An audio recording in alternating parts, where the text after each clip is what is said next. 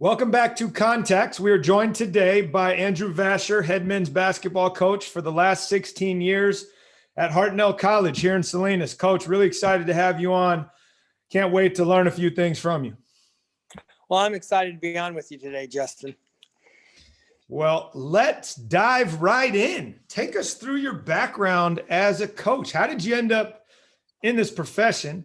And what was the process like for you landing your first job and any transitions you've made since then?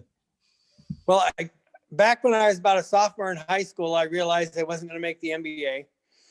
And we had a very impactful high school coach who actually lived right behind us. And during that time, there was a show on TV called The White Shadow.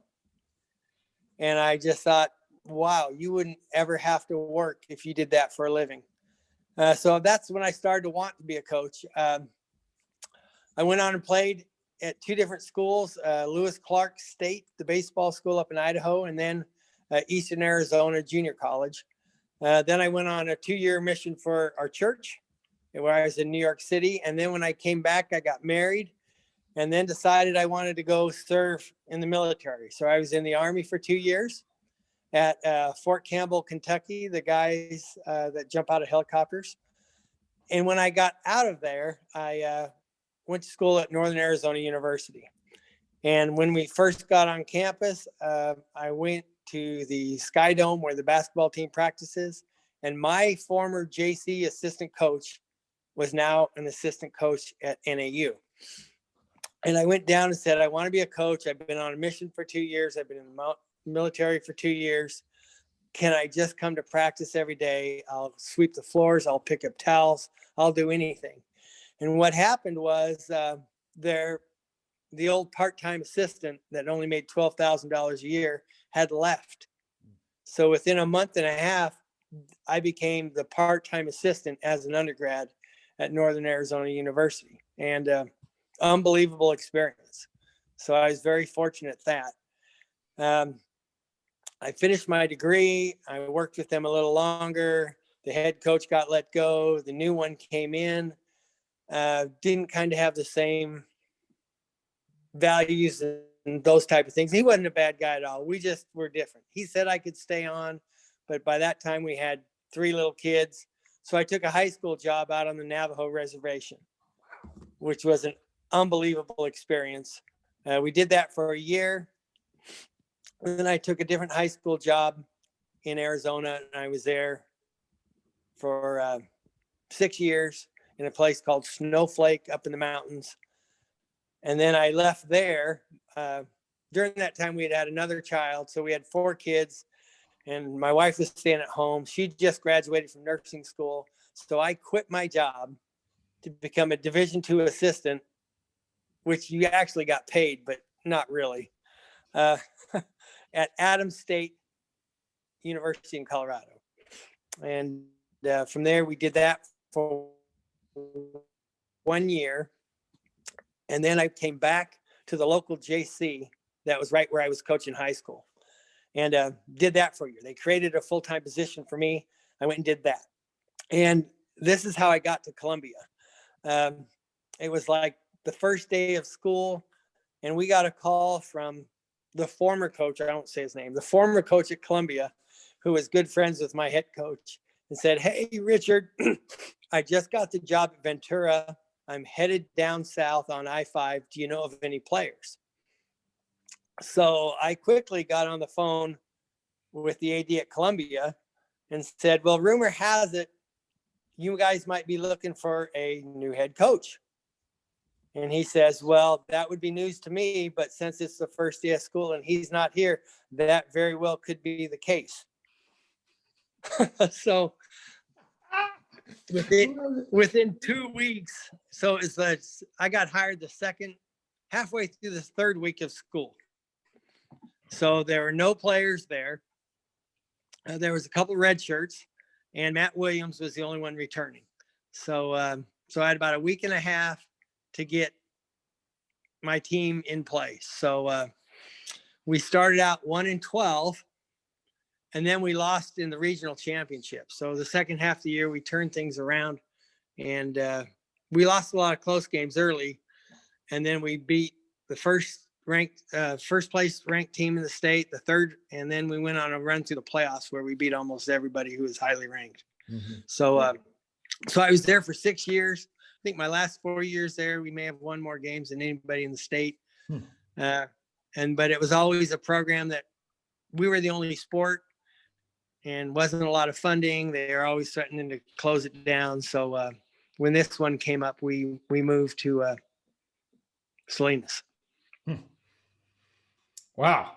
That is so I've been Division I assistant, Division II assistant, JC head coach, high school coach. So I was a Division I guy, then became a high school coach, and some of the best coaches I ever coached against were those high school coaches in Northern Arizona. So yeah, I mean, that is such a fascinating journey. I'm over here taking notes, and it's like you've done everything on the face of the planet. And so I'm trying to figure out where I want to go next on this thing. And what I usually ask is, what are the things you still needed to figure out when you took over as a head coach? But I'd love to hear that in a quick soundbite. But what I'm really interested in is the comparison of what it's like to coach on a reservation and what lessons you were able to learn there and adapt your approach coming from college to, predominantly an underserved rural. Yeah. Yeah. And have you seen that thing on Netflix about the Navajos? Absolutely. I coached against him. Yep. I coached against Raul Mendoza when he was at Holbrook High School. And he was there forever before he went out to Chinle. So Raul was a good friend of mine. And that was really very accurate. Yeah. Of what it was like out there. We were really young. Our kids were like 3, 2, and 1 at that time. And you're out on the reservation. So when my wife would come to all the away games, we were probably the only Anglos in these 4,000 seat arenas, jam-packed full. So, and the thing I love about the Navajos is I can drive through Flagstaff now, and that's 25 years later, or almost 30 years later. And I might see someone who'll say, "Hey, Coach Vasher, how are you?" And I was at Disneyland probably 8 or 9 years ago, and one of my players that played for me at Ganado saw me waiting in a line. Now he was at that time he was about 6'3", like 155 pounds in high school. Now he's about 220. So it's hard to recognize him, but it was an unbelievable experience. And they always told you, with Native Americans, with Navajos, you can't look them in the eye, you can't do this. And I said that might be true with the older, more traditional ones, but these were just high school kids. We treated them like any other high school kid, and we were only there a year, but it was a great experience. Yeah. So if I could go back a little bit and then reframe the question, and obviously you've had a ton of stops, so I don't want you to have to go through that, but in your first job, and you'd been on a 2-year mission, so you knew how to network with people, you knew how to meet people. You've been in the Army. You became an assistant coach, so you thought you had good footing. As you land as a head coach, what did you realize that you needed to figure out? And then as you've gone along that journey from place to place, what is maybe the one thing that jumped out at you of each of those stops that was different enough that it set with you through that time? Well, when I was at NAU, you got to meet, and when I played, you just meet different coaches. And, you kind of play how they play. And each guy I played for in college was different. And then when I went to NAU, he was different. And that was right when the flex was being a huge thing, which is probably the worst offense ever. But so when I became a head coach, I had to figure out, how am I going to play? How am I going to defend? I mean, when I played in high school, Bobby Knight is 76. And, let's play defense. That's kind of how we played defense. And then we played in a very Anglo league with a bunch of big white kids in it. And we're a bunch of small Navajos. So we played probably more zone than I'd ever thought I would ever play. And we just kind of adapted. That was the biggest thing. You know, how do you rotate people through? How do you have a practice? And we'd always have to be done at a certain time out in Ganado because they had to take like an hour bus ride home. So you had to be done, and they would have these huge long bus rides to get back to where they lived. But that was kind of the biggest thing. How am I going to decide how to play? And how is that carried with you at your subsequent head coaching stops? So at Columbia, at Hartnell, how have you encountered similar situations?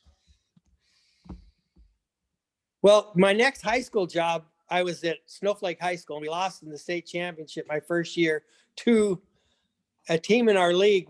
We beat them. They lost in the semis, so we didn't lose them. But that was Raul Mendoza from that Chin League presentation. And he played the Dick Bennett on the line, up the line type of stuff back when Dick Bennett did that. And he was a big Don Meyer guy. And this was when Don Meyer was making all the videos. So I called up Coach Meyer and said, can I talk to you about what you do? And he goes, well, just come work my camp. So for about 5 summers, I drove from Arizona out to Nashville and worked Coach Meyer's camp for 3 weeks every year. And he'd just yell, hey, Snowflake, because that's what high school I was from. And you know, it was about Coach Meyer. Is years later, when after he'd had his leg amputated, and he was talking at the Nike clinic, I went with my 2 boys. And they grew up listening to his tapes the whole time. And that was how we walked up and he goes, hey, Snowflake, what are you doing here? And he had a huge impact on me in my whole life, and how we did everything at Snowflake, and then how we did things at Columbia. And we still did that here. I'd say one of the biggest changes was we were always a big, you know, Roy Williams, Dean Smith, Don Meyer, Carolina break. But when the shot clock went from 35 to 30, I think we changed a lot of things because the Carolina break just put us so deep into the shot clock. It just felt like we weren't able to do much other than a ball screen and a shot after that. So we kind of adapted more to the Lenny Acuff's a big friend of mine who was at UAH Huntsville forever. And they kind of run an up-tempo Princeton beeline type of things. Mike Maker, when he was at Williams, did a lot of that. So we do a lot of that stuff now and really teach our kids how to play in any given situation. So it was more about realizing that the X's and O's matter, but knowing your personnel and understanding who you're playing against, and realizing that you may have to shift from what you thought you knew to what the current moment calls for. Yeah, just kind of adapting to our situations and really trying to teach our players to figure out what they do well and have them focus on becoming elite at those specific things more than being mediocre in a lot of different things. Yeah, so let's go in on that. There's 2 schools of thought there, right? Let's develop everybody's weakness, or let's just name your strength and allow athletes to go be great at that, and then build the team in that way.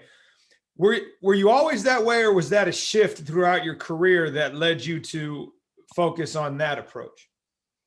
I think we still kind of try to teach the base fundamentals, but I think it's a mindset we want our players to really focus on. Quit trying to do things you can't do. Really zero in on what you do well.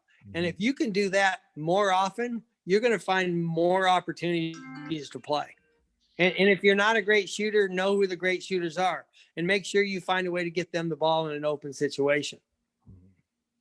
Yeah, no, I think that I guess where I wrestle with it is there's the school of thought that when you do that, you're limiting people. And I got to a point early in my career, because of being able to ask some mentors that were around who were highly successful.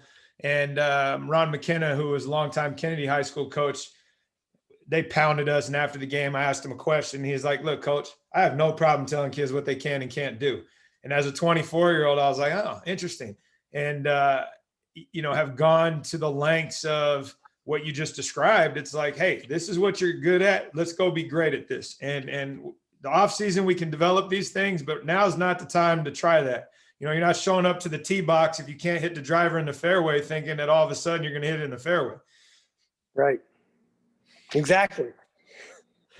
So and someone, Ben McCallum, the D2 coach at Northwest Missouri State, has a couple talks on that, and he really goes into focusing in what they do well and becoming elite at that. And he goes, it changed the way your kids look at themselves. I mean, instead of being mediocre, I am phenomenal at setting screens and slipping, or just really, and it changes their outlook on you're looking at them as a solid contributor, an elite player, instead of a guy that can't do something. And he goes, their whole attitude changes when you start finding them doing great things instead of telling them in front of everybody the things they can't do. Yeah, no, for sure. And that's the balance, right? How do you encourage this versus no, you can't do this, and here's why? You know, it's a delicate balance, but it's one that when walked well really leads to having a jump in success of your teams. On that note, I'm sitting here curious about what you would say is the best thing you do in your program. And by that, I mean, are there things that are non-negotiables that you've taken from spot to spot that has the largest ripple effect on your culture? Maybe you saw somebody else do it. Maybe in a conversation, coach said, hey, I just started doing this and it's been transformational. What would you say that is for the Panthers? I would say our biggest thing, and this sounds corny and hokey, but our biggest thing is we want to add real value to our kids' lives. And that is far reaching. And we want them to have that same type of thing. We want to get to know them. We want them to gain that trust. We want them to know that we are there as their advocate and support. And as we do that, then all the basketball stuff kind of just falls in place. Now, basketball wise, we are a big pass and cut, and we don't run the Princeton, but we run Princeton concepts. So we run a lot of 2-guard concepts that I think have really helped, because we don't look like a JC team. Mm-hmm. We have a lot of high academic guys that are playing JC because they're good enough to get into any school in the country, but they weren't recruited by those type of schools, mm-hmm. and they want to keep playing. Mm-hmm. So we have some really smart guys. Got it. Are there things specifically that you can that you use to add value to these kids' lives? We make them do a whole lot of community service. I mean, they don't keep track in the state, but we've averaged over 750 hours just from our team and our coaching staff, each of, I know, about the last 14 or 15 years. Wow. And we would like our guys to be involved in something 1 hour a week or an hour every other week. And, a lot of our guys have done stuff with Gil in his academies. We want him to, we're not big into go pick up garbage on the side of the road. Now that's important, but that's not what we want him to interact with people in uncomfortable situations. We do elementary reading. We've had one year, one guy would go to the retirement home and play cards mm-hmm. once a week or every other week. We get in some big projects. An Interfaith Alliance where we handed out, I think, close to 1,500 turkeys at Thanksgiving every year for like the last decade. So, and we do that. We try to get some community people involved. So we had some of our bigger projects. We had the CFO from Tanamir and Antle. We had a construction company head, because that teaches our guys. These guys are doing it not because I'm making them. Right. They're doing it because it makes their life better. Right. And that tells more to our kids than anything we could say. And it also tells the community what our program's all about, more than anything I can say when they see the kind of guys we have and what we do. Fascinating. I love that. So I want to know a couple things. And one of them is in a community college environment, you're usually in a situation where you have a lot of interaction with the coaches of the other sports, especially if they're all full-time faculty members, right? Yeah. Like you are. And what I'm curious about is, as a basketball coach, how have you taken advantage of that network of colleagues and borrowed from things you've seen them do, or discussed ways in which you've found success that have then maybe shown up on the swim team or whatever other sport? But this transmutation of, hey, I don't just have to learn from basketball coaches. This is what I've gotten by these colleagues I work with, and it's really made a big difference in what we do. Well, I think our soccer team is great. And Daniel Ortega's the men's coach. He's been here almost the whole time I've been here. And I don't know anything about soccer. Okay. But spacing is, according to him, spacing is huge in soccer, and spacing is huge for us. And you know, we've talked about how you keep things in our terminology would be our pack line defense. And they have those same type of concepts in soccer. So it's interesting to see how the terminology that they use and how they get that across to their kids. And we've kind of,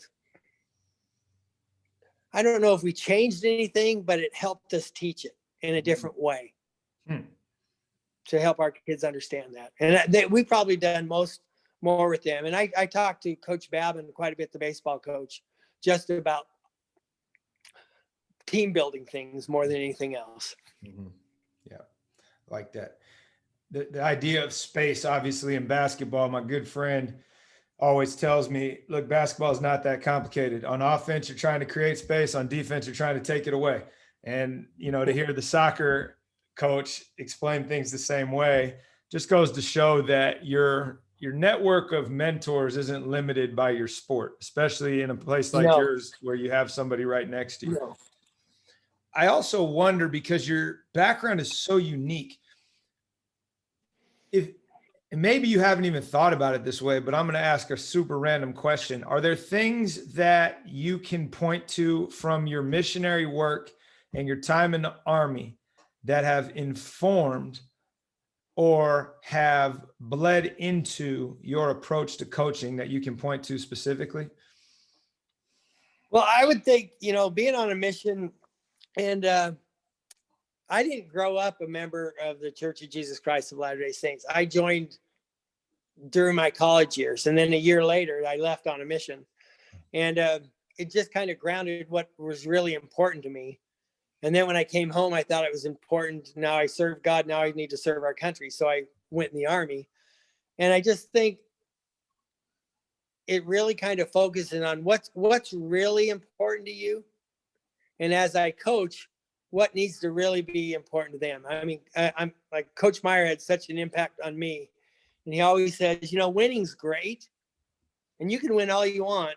And he wasn't a big Billy Tubbs fan, but he goes, like, Tubbs wins like crazy, but what does his program stand for? And he goes, well, I'm not going to tell you because I'm a Christian man. But I said, okay, Don. But he goes, if you're going to have a truly championship program, it needs to stand for something more than just winning and losing and just basketball. And I think those experiences and going out to Tennessee with Coach Meyer has really impacted me on what I thought was important and what our program needs to stand for. Yeah, no, great answer. So how would you say your approach to coaching has changed over the years, right? You start off at NAU as an assistant, you're on the Navajo reservation, you're a high school guy, you're a D2 guy, you're a D1 guy, you're a community college guy. How would you say your approach over that long arc of a career has changed? Well, I think early when I was 24 or 22, I was a D1 guy when I was just off my mission out of the Army. So I was 23. And so, you know, you're really big into X's and O's and doing all this, and this is how we're going to do it. And as you kind of not grew up, but gained more experience, you really started to understand that you weren't coaching X's and O's, you were coaching people. Mm-hmm. And you had to learn how to build those relationships. And when you were really young, I mean, when I was a high school coach, I was 7 or 8 years older than they were. So there wasn't that much difference. So how you related to them and might have changed a little bit now as a guy with 12 grandkids. So so I had 4 sons play for me. That was different. And one was an All-American, and one played, and one didn't play at all, and one redshirted for a year before he left on his mission. So, and I had 2 on the team at the same time, which is the toughest thing I ever had to do. So, because one played a lot and one didn't. So, but I think as the longer I've done it, you've realized you need to get to know your kids in a way that you can help them. And I think at our level with college age kids, I think one of the most important thing is helping them understand not what's important to me, but for them to figure out what's important to them. Because in college anymore, it just seems like all your professors are trying to ingrain in you what they think is important. And college is about for kids time for them to figure out what's important. And for their values to be challenged a little bit so they figure out what it really is, not just conform. So I think that's kind of adapted. I don't think I'm a hollerer, but I'm enthusiastic, and I mean, but I make our guys run if they swear. And if I swear, I have to run 4 miles. If they have to run like a 17 in a minute. So, and believe me, when I went to Columbia and I had a bunch of kids from Oakland on our team, we ran a lot those first week. Yeah. But they stopped. So, so you really, it's back to Coach Meyer. You get what you tolerate. Absolutely. No, 100%. And that your comment, and I have a lot of enthusiasm. It sounds like Forkham. I give a lot of verbal encouragement. Which is hilarious. Okay. So, well, my son played for Chris Beard. Okay. Who's at Texas Tech now. My son played for him at Angelo State. Got it. And Chris is intense and supportive and loud. And I've played for a guy who he was just loud. He was yelling at you, not to you. And I think there's a huge difference. For sure. You're yelling at the crowd so the crowd knows it's not my fault. Right. It's his fault. Where there's a huge difference of being loud in coaching. Yeah. The guy from Hollister, he was the gaff for a while. Kaplansky, David. Kaplansky, he's loud. But he's coaching. He's just coaching loud. Now he's different than me, but that would be an example. Yeah, for sure. So you mentioned you coached 4 of your sons and 2 at the same time, and you are clearly uniquely positioned to offer some thoughts on that experience, why it was so challenging, maybe what you would do differently, or no, actually I handled it really well, and this is how you handle those situations. Can you offer a few thoughts in regards to that to other coaches out there that might be in that situation? I mean, personally, I realized that it would be really bad if I continued to coach my daughter who's wired the same way I was, and it was just butting heads. And so I changed roles and let her go have her experience. But I wonder what your thoughts are on that. Well, the younger one was the better one. And the older one was already a year of college back off his mission. And so I called Coach Meyer, who was at Northern State at the time, because I know he coached his son. And I said, any advice? And he said, coach him like everybody else, but on the way home, you're dad and coaching's done. And he goes, that sounds great. That's not easy to do. But he goes, and that's kind of what I tried to do. And I think the one son is still kind of carries a grudge. and he probably did get hosed a little bit because it was tough to play them both out there at the same time. Yeah. When you have one parent in the crowd screaming racial things at your 2 kids. Yeah. So, but I think it was a great experience, and it was fun to coach all of them. So, and my youngest son that didn't get to play at all, he's probably the best teammate I've ever had on a team. So, but it was a great experience, but boy, it was hard. Yeah. Well, the point that Coach Meyer made and that you echoed is, I think, what is the hardest part. You know, I'm coaching the gym or on the field or in whatever role. And once we walk off, like, I'm done and I'm now dad. And depending on the age of the people we're working with, it was always hard developmentally at the age my kids were for them to separate. Hey, it's not dad giving me a correction, it's the coach. And that was the thing that really was hard for my kid. And it might be different than I was in college with them. Because it could be if we're in one of those small little towns I coached at, in those little rural communities, it could be tough on the kid. Yeah. It'd be much tougher on the kid than it might be you because of other parents and things like that. And we really didn't have to deal with that here. Yeah, no, for sure. Thank you for sharing that. Can you point to a time when you were not successful or where you feel like you failed that you've leaned on throughout your coaching career as a reminder that things can get better?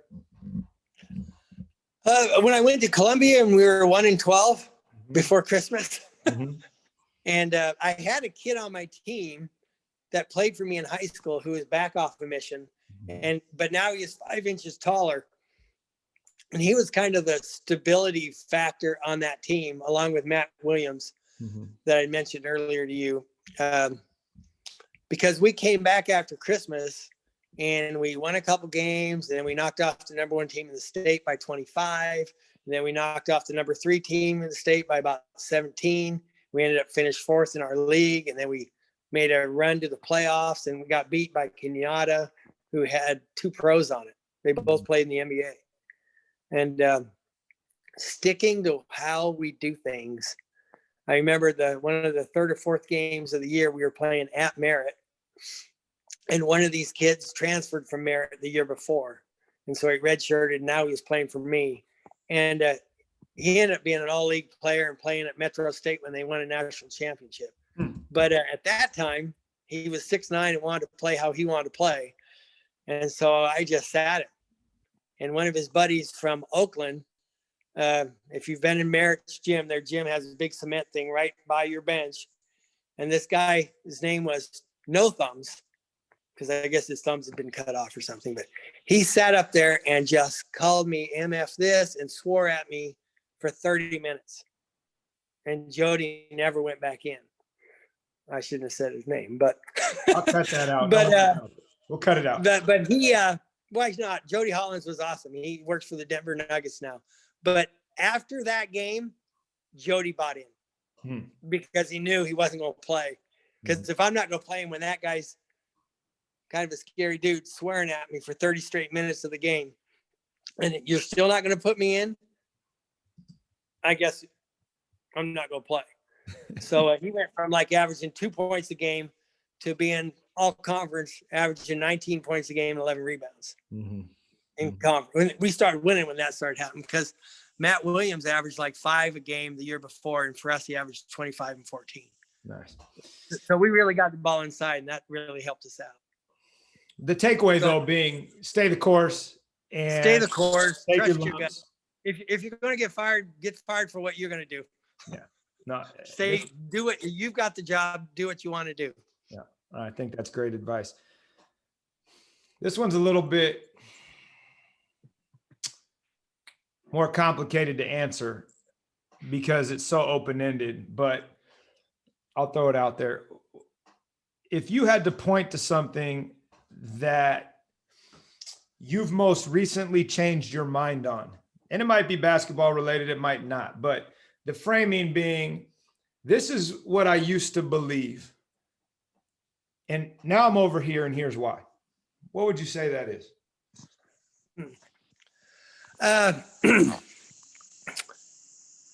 I'm probably really big on, I've always been very, not my expectations were high, how I wanted our players to behave. Mhm. And I remember in high school, one of the best players in our league on another team mooned the whole crowd, so he had to sit out a game. Mhm. And some teacher asked, well, why don't you guys do that? And because, well, we wouldn't miss a game. We'd just be done. Mhm. And I'm not saying I may be more lenient, Mhm. but being a high school coach and now being a junior college coach, you deal with different things. Mhm. And I was reading something even the other day, and it talked about Coach Krzyzewski was talking about rules and standards. And he goes, he didn't have a lot of rules because rules are something you have to punish people when they don't follow. Mhm. And standards are something you inspire to live up to. Yeah. And so I think, and that's kind of just a stupid answer, but raising those standards, I think I'm more worried about standards now and lifting everybody to those standards instead of hammering people. Not that we ever really hammered people, but well, some people may have thought we did, but instead of having a set pattern of rules now, I mean, right now our rules are no complaining, no excuses, no entitlement, be on time, actually be early. Those are our team rules. Mhm. So, and that's about it. Well, I don't think it's a stupid answer. I think it is very thoughtful. And again, a part of that growth and maturity as you figure out what's important to you, what lessons you're trying to instill in your athletes and the human beings that you have been charged with cultivating. And, you know, the idea of rules versus standards, or I even use guidelines. I mean, our document is guidelines, and it's, you need the flexibility to deal with the circumstances as they present themselves, because the answer is always, it depends. Like, It depends. if you're late and this is the consequence 100% of the time, well, what if the kid got in a car accident and you're texting them like, hey, what's wrong? Why can't you get on time? And the kids, you know, obviously had a much more significant circumstance. So I love that. I think the sooner coaches can get to that, the understanding that the more rules you have, the more you have to, one, enforce them, have consequences, and focus on what matters, and understand that a lot of the mistakes, especially high school kids are going to make, are age appropriate mistakes. And our job is to guide them through those and develop an appropriate mistake response. And I think that's a great answer. All right.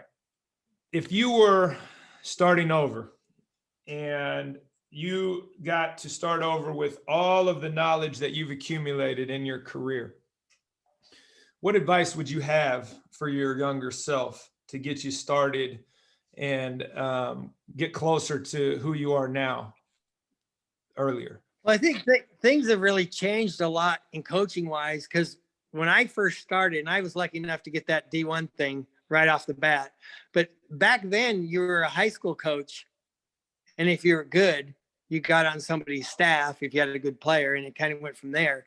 And now it seems like that doesn't happen anymore, unless you're Nate Oates, who has a guy and ends up in Alabama. But now it seems like you almost have to work for free, which I did back then. But in just a younger guy, and you just hang around till someone hires you, and then you hang around there. So it's totally kind of changed. Now I'm not sure if it's for the better, because they never have an opportunity to be a high school head coach and figure out how to teach kids that aren't good.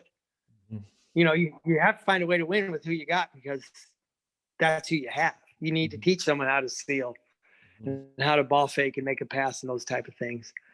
So I'm really fortunate the path I took, and I think it helped me be where I am.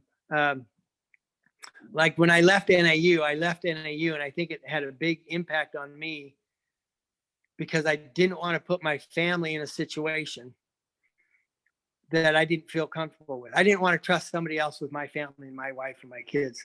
And I think that's why I've had opportunities to go back D1 and those type of things, but there's just not a lot of guys I would trust, because we had 6 kids during this time period. Now we don't have any at home. Their last 2 are at college, but there wasn't a lot of people I was willing to trust my wife and family to by how they want to do things. Yeah. And California junior college jobs are phenomenal jobs compared to other jobs in the country. And so we just kind of really focused on what we do and how we can make an impact where we are. And that goes back to Coach Meyer. He always said, you need to read the book by Frosty Westery and make the big time where you are. And so that's what we've kind of tried to do the whole time. And the quicker you can really figure that out instead of trying to climb from here to there to there, you're just going to be happier. No, I think that's great advice. I think often as we're younger, there's a certain aspect of imposter syndrome we're trying to deal with and wrestle with in our own minds and do things that aren't necessarily as focused and intentional as we get to later in our career when we have finally figured out how to be more secure in ourselves and then be able to build that foundation in others. And I really think that's a smart way to look at things. Hey, Coach, this is great. Appreciate having you on. Look forward to, getting out to see you guys when we get to the other side of COVID here. And appreciate you taking the time. Thanks so much. I appreciate it, Justin.